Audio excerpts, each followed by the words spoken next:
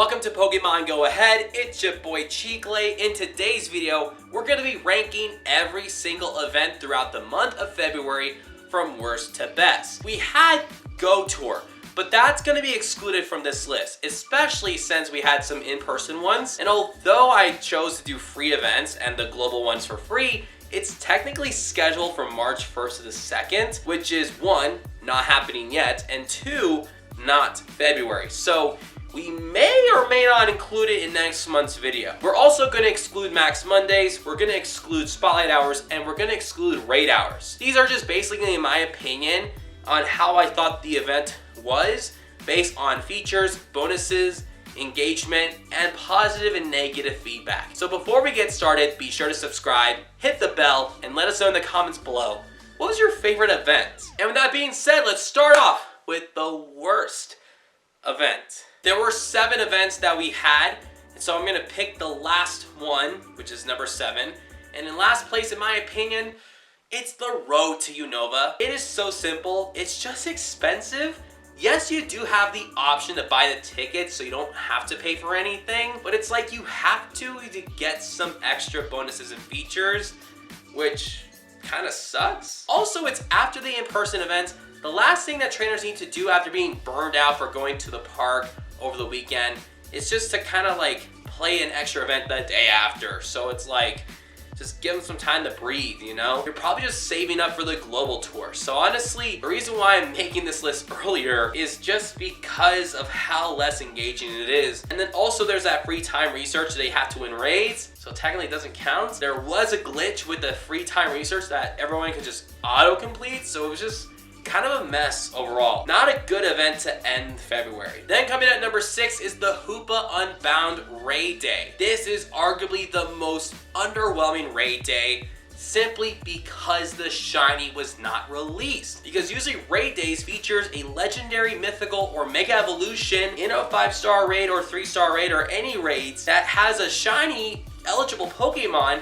and give you an increased shiny rate. Hoopa Unbound was the first one to not be featured as a shiny in a raid day. So it's like featuring a Pokemon during a community day and not release the shiny. That's what it felt like. Now I understand it's not Niantic's fault that the shiny cannot be released. That was the Pokemon Company's decision. At the same time, they could have picked something else that was shiny eligible nonetheless. Now, I don't think it was the worst event comparing to Road to Unova, because you do have the option to pay for the ticket to get extra XP and everything, and people were probably going after Hoopa Unbound for the Pokédex entry. But for those who have the Pokédex entry, we're probably just saving raid passes for Unova events, you know, because it's not shiny.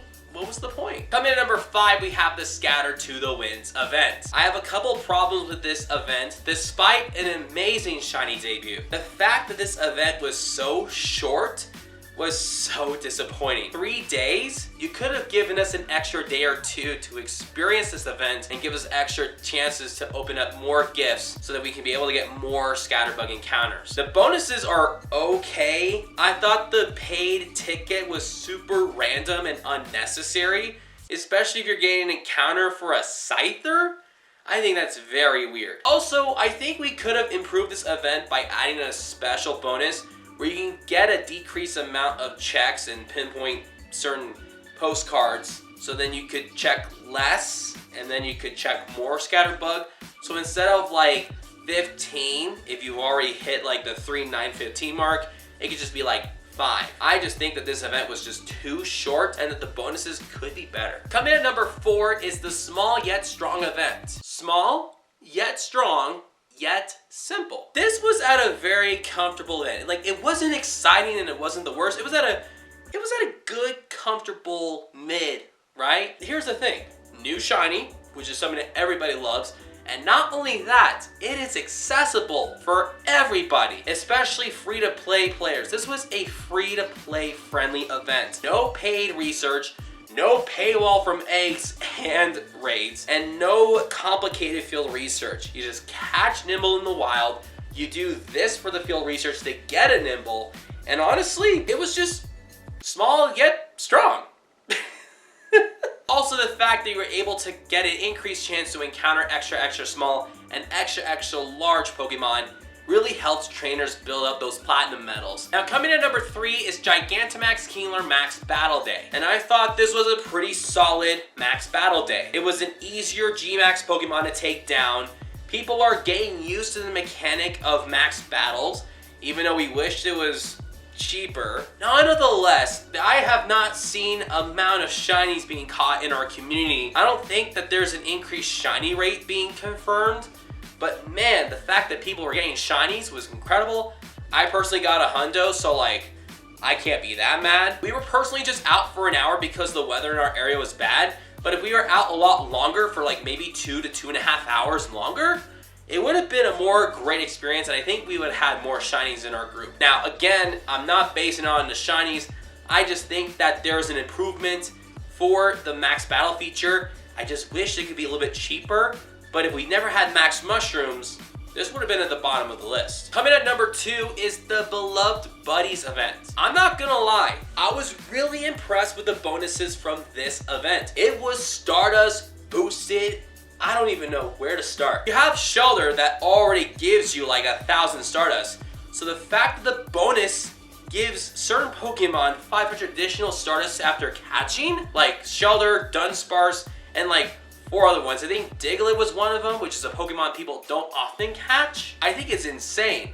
On top of that, you also have a star piece, you're getting way more Stardust. So the Stardust bonus is where it's at, because people need Stardust. And I mean, they need it. So that was one of the best things. Shiny boosted Pokemon. We had Shiny Dunsparce, Shiny Diglett, and Shiny Skrelp in raids. I got 2 Shiny Dunsparce, so I can confirm that it was shiny boosted for sure. I thought it was a good length for an event like so. We had a debut, which is Delmise, which I understand why it's in 3-star raids. I think it'd be kind of crazy to be in the wild.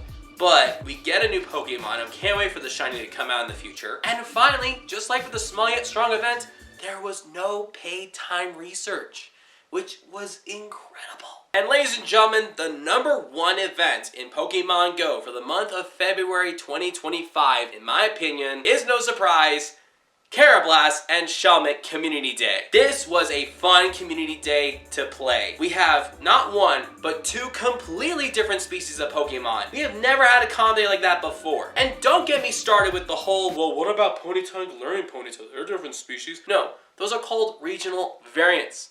They have the same Pokédex number. They just look different. We're talking about 2 completely different species, 2 completely different Pokédex entries featured in a comm day. Now, of course, they have some sort of like evolution bond where you like trade and then they evolve, you know, in Pokemon Black and White. They're 2 different species nonetheless. They have really cool shinies, and they're not shinies that are very easy to obtain. Even during the Global Go Fest in 2022 when they were released, not everybody was able to get both shinies. And yes, some people were concerned about the shinies being featured during the comm day before Unova Tour, but like, they were gonna be in 2-kilometer eggs when you're playing Unova Tour. So like, this is a chance to take advantage. It's just a community day that's just so fresh and different. It's not just featuring just 1 Pokemon. Also, 3 times catch XP and 2 times catch candy, especially for 2 Pokemon that evolve with 200 candy, unless you trade them.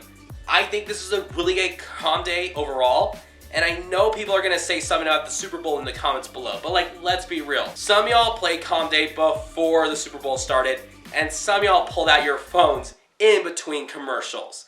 Let's be real. And in my opinion, those were the best and worst events of the month of February. Let me know in the comments below if you agree, or you can just let me know if Hoopa Unbound was a better event than the comm day. Anyway, we'll see you guys next time for another video, and I hope you guys have a great time during the Global Unova Tour event.